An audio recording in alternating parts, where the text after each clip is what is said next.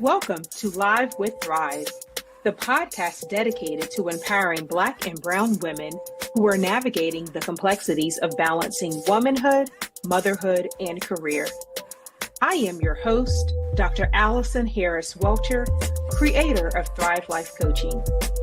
In each episode, we dive into uplifting conversations with trailblazing women who share their transformative journeys and powerful strategies for thriving in every area of life. If you're juggling a demanding career, family responsibilities, or aiming for personal growth, this podcast provides the inspiration and actionable insights you need. Join us as we celebrate the strength, resilience, and achievements of everyday Black and Brown women just like you. Together, we'll explore how to not just survive, but truly thrive in every aspect of your journey.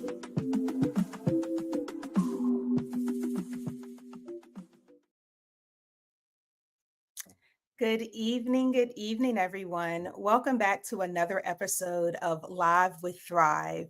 Tonight's conversation is a very special one, as we were all just a week ago probably glued to our screens, whether our mobile phones or the TV, awaiting the results of the election. And tonight we want to talk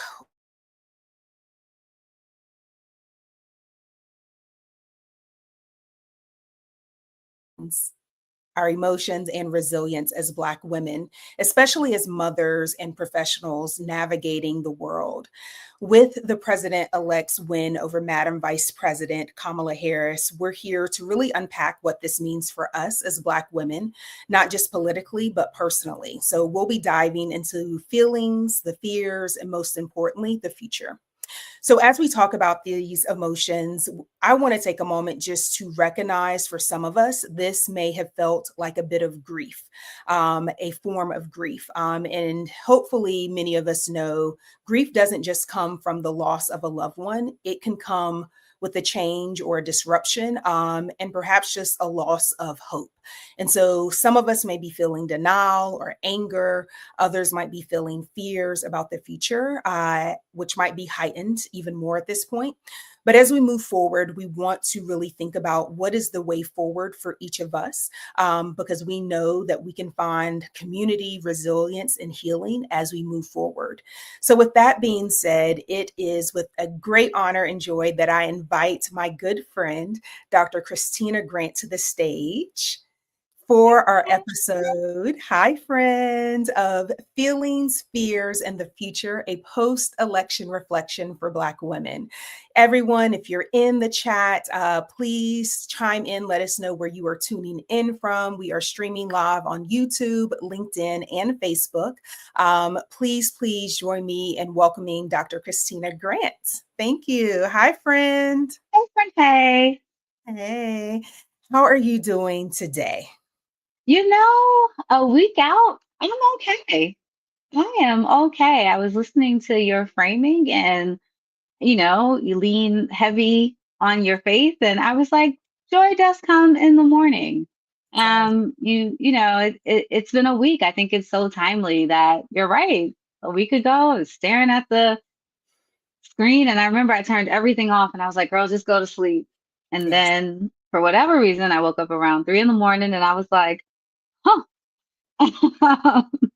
And here we are. But, I find myself saying, like, I'm okay and I have what I need. Yeah. And sometimes you go back to Maslow's hierarchy and you're like, I'm at foundation right now, but I'm okay. And really happy to be in this community with you and grateful that you had the foresight. I don't know that you saw this, but like creating these safe spaces really, Yes. really matter at these times and being brave enough to come out and process together. Yeah, absolutely. Absolutely. Well, you were one of the first people that I text the morning after I too decided to go to bed. I am in the great state of North Carolina who did a little interesting thing. I mean, I can't Out of talk the about it, but state level, we was all blue, and then we couldn't get the job done. We fumbled there at the end. And I woke up and I was like, I checked my socials and I then text y'all, my crew, and I said, is it done? And you were like, it's I done. know. And I felt so bad because I'm a trained political scientist. And so I feel like a lot of people were like, no, no, no. And I was like, no, no, sorry. It's This done. is where we are. Yeah. And so, yeah, North Carolina, Georgia. I'm looking at a bunch of y'all like Yes. we Couldn't were quite, counting on you. couldn't quite We bring it were in. rooting for you. Rooting for us for sure. Well, this election, held a lot of significance for women of color, Black women in particular, especially seeing Madam Vice President Kamala Harris on the ballot. And so, I'd love to hear from you just, what did that mean, right? To see, Kamala Harris, right? An HBCU graduate, a member of your divine sorority on the ballot. Like, what did that mean for you? And then what did the loss mean as well? I think it's so interesting because I remember voting for Vice President Harris for vice president, and I remember, I mean, I wore pink and green, and I lived in Pennsylvania then, and so maybe I blame myself for not living in Pennsylvania now. But I like cried in the voting booth then, and I was unconsolable this time. I was like, and I still firmly believe that like this land is your land, this land is my land. Like I too believe in America, the concept, even when it profoundly disappoints me. And seeing how all things could be possible so quickly, right? So Yeah. this wasn't even something we conceived of. She's a vice president. The president will run for reelection. We will go forward. And then within a blink of an eye, she had just over 100 days to pull off the impossible. And so there's a part of me that is full of like extreme gratitude for the sacrifice. Like, Yeah. conceivably, she could have said no. She didn't. Yeah. She chose her country. And then just pride in a way that I still can't define, because she pulled off something so unimaginable, Yeah. even to come within a percentage point in a Right. 100 days. Yeah. $1 billion, a campaign where everyone felt seen and heard. And though we can spend a lot of time processing who did vote, who didn't vote, almost half the country kind of showed up for something that I know, I don't know that I ever even conceived that a Black woman would make the Yeah. ticket. It's Yeah. something that my mother never could have conceived. It's like we are the ancestors' wildest dreams. And so Yeah. yeah, I think for 100 days or so, we were like, Let's go.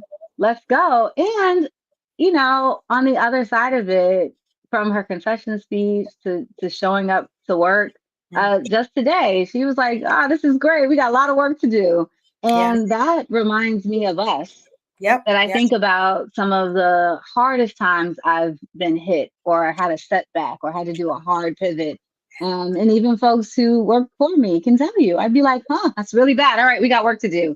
Yeah. Because we are designed to kind of take the hit, but we are designed to get back up.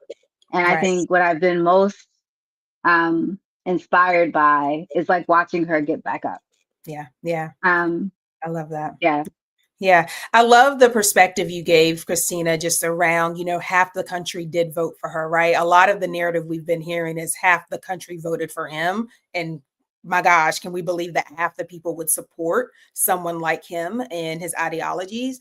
But you're right, half the country did vote for her, right? And that's something to be said with only 100 days of getting to really know her. And when I say she was crisscrossing across this country, but she was in Charlotte every other week. No, but I remember the weekend before, I was like, no, ma'am, you was on SNL, and that's in New York, and now you back in Philadelphia. I think you just hugged a kid in Michigan. I like 5 different events in 5 different states. I said, oh, well, go on ahead and write the book on running a campaign. It wasn't you, it was us, Right, or it was them, but it certainly was not you.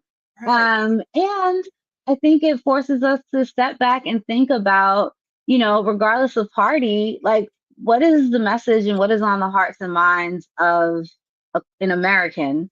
Mhm. And, once again, like what lessons will we have to learn Yeah, to get to a more perfect union? And fortunately and unfortunately, the design of this fragile democracy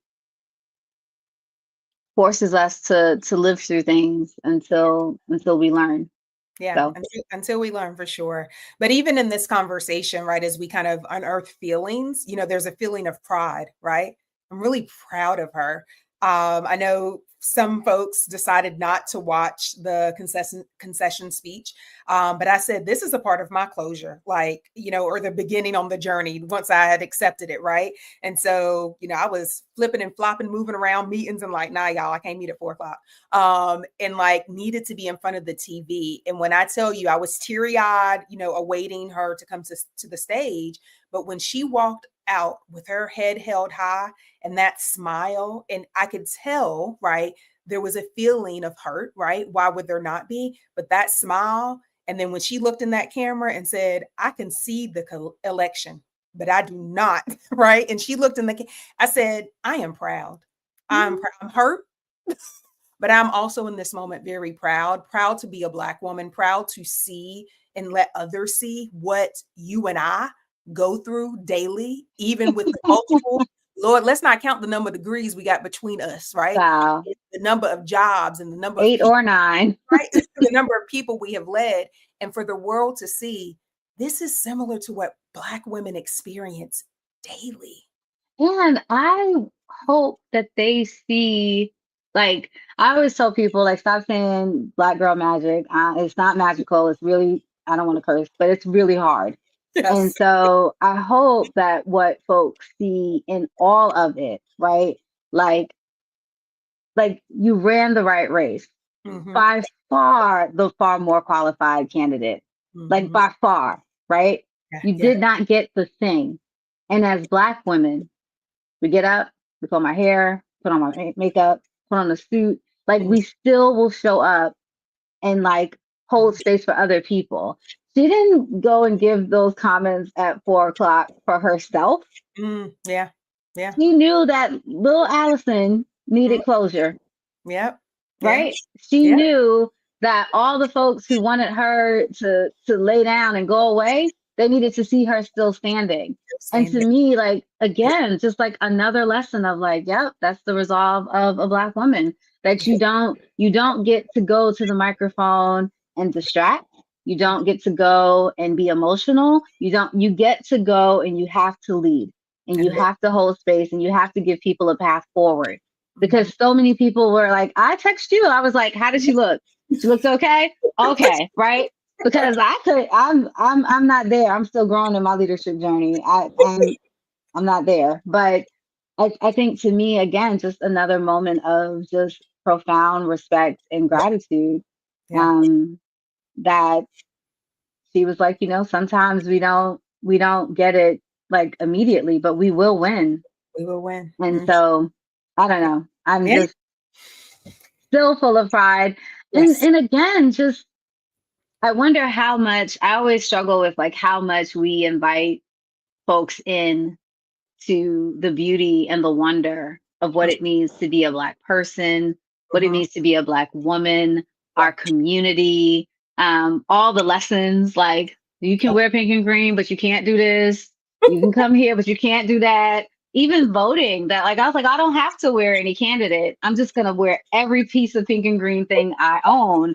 What it means to HBCU students, what it means to, like, the quality and validity of their education. Yes. um Yes. and there's a part of me that, watching that sacrifice Mm-hmm. and watching all parts Mm-hmm. become so public, Mm-hmm. I was like, Yeah. we've given a lot. And so Yes. now, I wonder about what rest looks like. I wonder about what community looks like. How do we create spaces to not just focus on grief, but focus on the focus? Focus. Like, Focus. Mm-hmm. because it's not just getting through the next 4 years. Like, I actually don't want us to come out on the other side more broken. I'm like, all right, these are the cards that have been dealt. How do we play this hand? Yeah. And I think we can do that in community.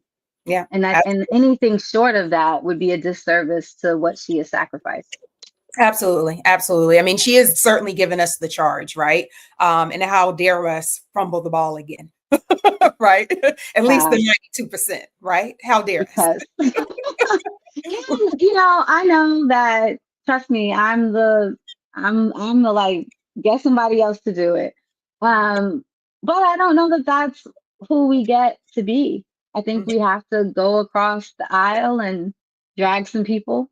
I think we actually have to listen to Mhm. some. I don't know how much eggs cost. If the issue truly was the economy, Right. we actually have to sit and listen to that. My parents were sharecroppers, Yeah. right?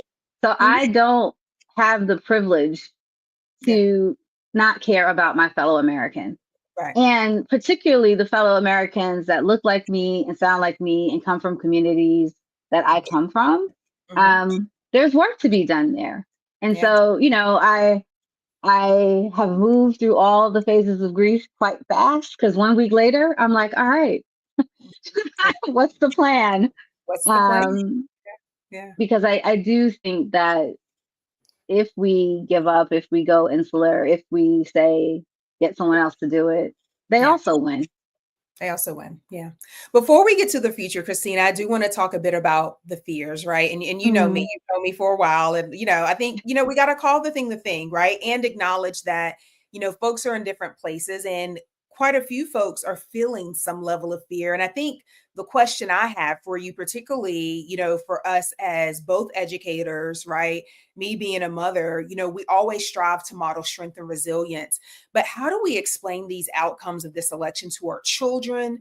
Not even from some of the crazy stuff we're hearing that may happen with public education, but just how do we explain this to children who might feel disheartened and even fearful of what's to come? Those who even understand, right, what's maybe happening.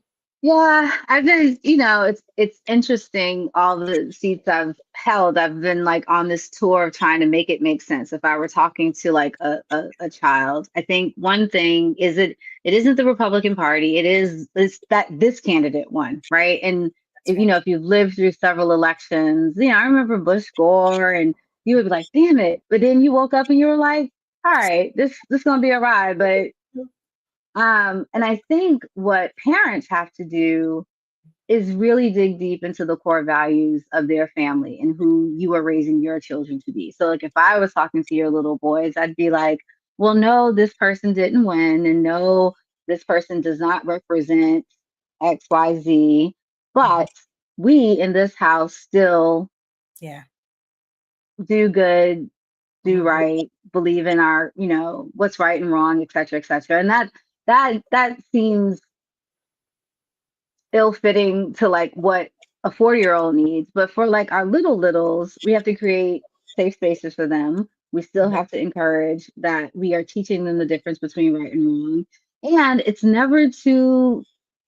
a child is never too young to understand the fundamental basics of the democracy that we live in our government. And I remember part of who I am now is because from the time I can have memory, I remember sitting and watching presidential debates with my father. I remember sitting and watching the news. I remember like him narrating to me what was right and wrong, who we loved, who we didn't. And I'm very different. I grew up in a household where my father was a Republican and my mother was a Democrat.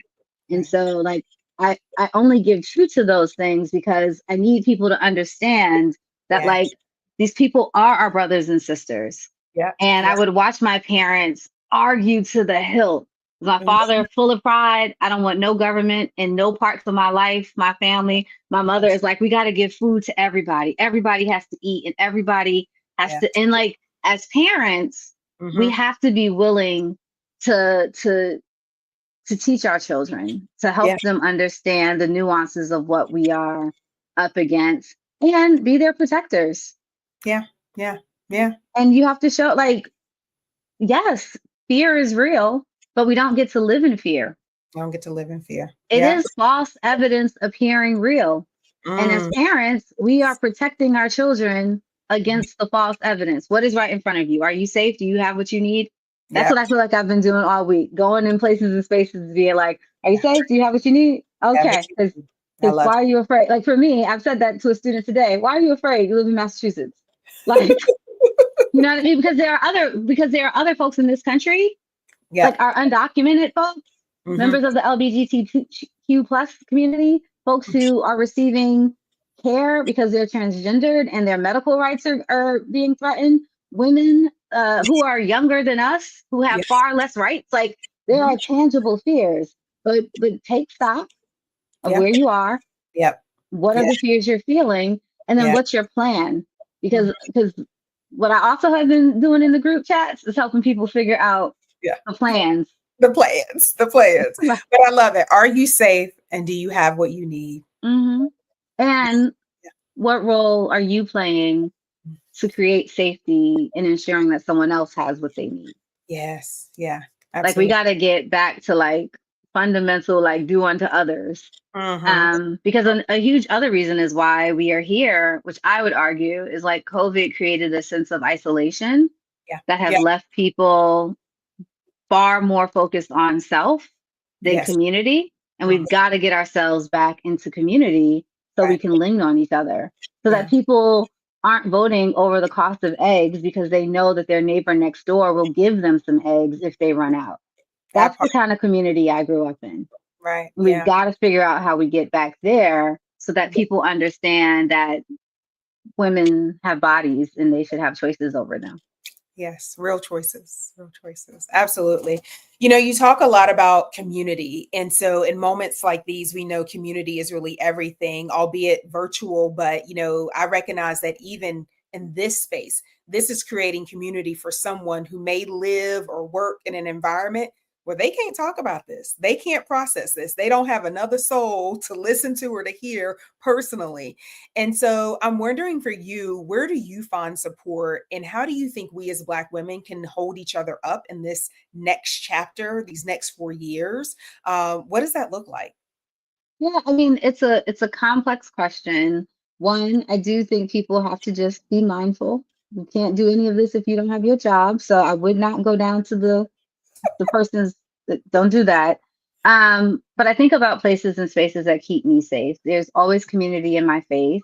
And even if you aren't going to a house of worship every week, thinking about which churches can you follow online, which community can you come together with. We don't laugh and joke about our sororities for kicks and giggles. They are huge, safe spaces to find community. Mhm. And then I also wonder, how are you feeding your spirit? I had to make a very courageous decision Yeah. and delete TikTok off my phone, Mhm. right? That Wednesday after the election, I was like, and another, and like, it wasn't helpful. Like, one, Yeah. it was instilling fear. Two, it was instilling like it was clouding my judgment around what I was taking in. And Yes. so turned off TikTok, picked up a book. Yeah. Crazy Yeah. concept, right? Like turned off TikTok, checked in my group chat, found Yes. 5 people I hadn't checked on and was just like, hey, how you do? Like Yeah. force yourself, even if you are in a rural part of the country, if you have access to Wi-Fi, be really disciplined about the messages that you are taking in Yeah. and really think about how you reset. Like I'm clear about my morning rituals. I'm clear Mhm. about the podcast that I'll listen to. I'm even clear about who I will talk to and who I won't talk to. And Yeah. you get to control that for yourself. And Yeah. and I would say part of why we're in this is over social media. So I would question like what messages are you taking in? Yeah. When should you just turn the news off? Yeah. And Yeah. when should you think about other things that bring you joy? Yeah. Reading. I'm addicted to Legos. Everybody knows it. Yeah. But other things to feed your spirit at this time. Going outside for a walk. Yes. It's Yes. it's, Yes. it's an opportunity for you to really think about what a reset looks like. Mhm. And fortunately, we've been here before, right? So the part Yeah. of part of having experienced this in 2016, you should be spending this time now really thinking about, am I safe? Do I have what I need?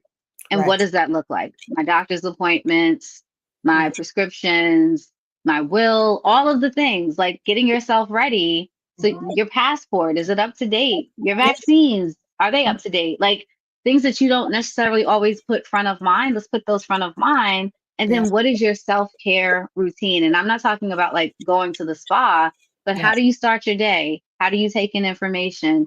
Who is your circle? Who are your people? All those things matter as you protect your mind Yeah. because like in order to get through hard times, your mind has to be strong. Yeah. Yeah, absolutely. Heavy on the protect your peace, right? Hmm. And creating those boundaries around what's for you and what's not for you. And it means saying no to a lot of things, whether that's social media or to certain people, right? And you don't have to go to every fight you invited to.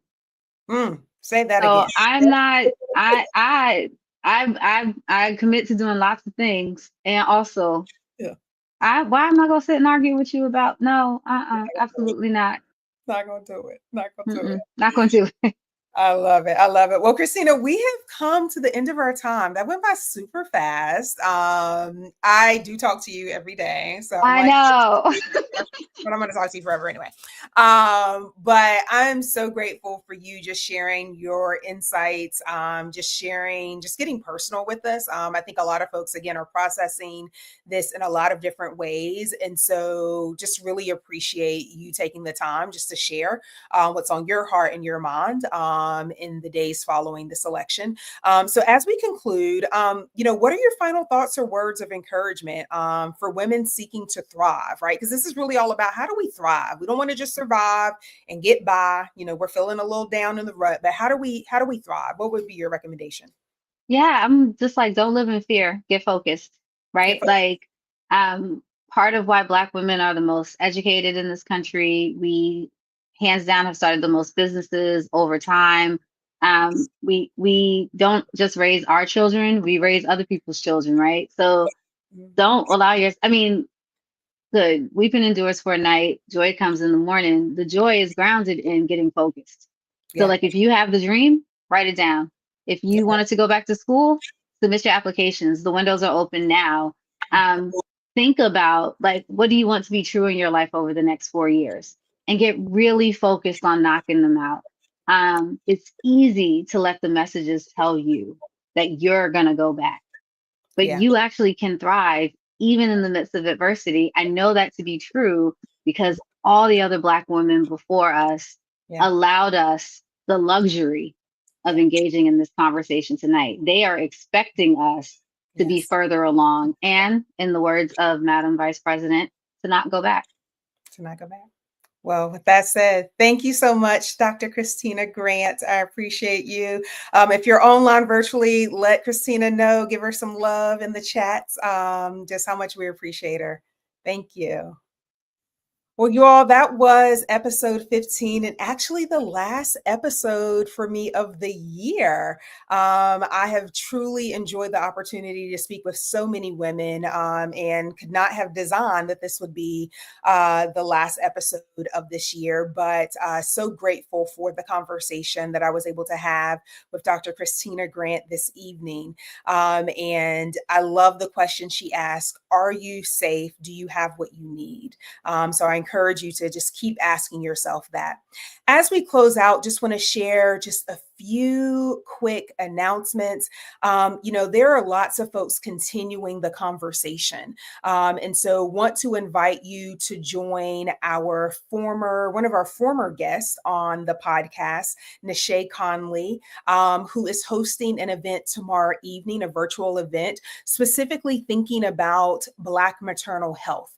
And so encourage you to follow the Ebony Women Health Corps to learn more and join in on that conversation tomorrow evening. Also, as Christina shared, this is a time to really get focused. And in the spirit of that, I will be hosting a workshop, Rest, Reflect, Revise, and Rise workshop. This is a workshop that is going to go far beyond just your typical vision board session. Those are nice and fun, clipping out all the pictures and getting quotes, but it is really time for us to get focused. And so encourage you to please be on the lookout for more details to join this very special workshop that will be happening in the month of December. You can follow me on all of my social media channels on Facebook, Instagram, YouTube, and LinkedIn. And please share and repost with your networks, comment. And thank you for joining this evening. Hope you have a wonderful night.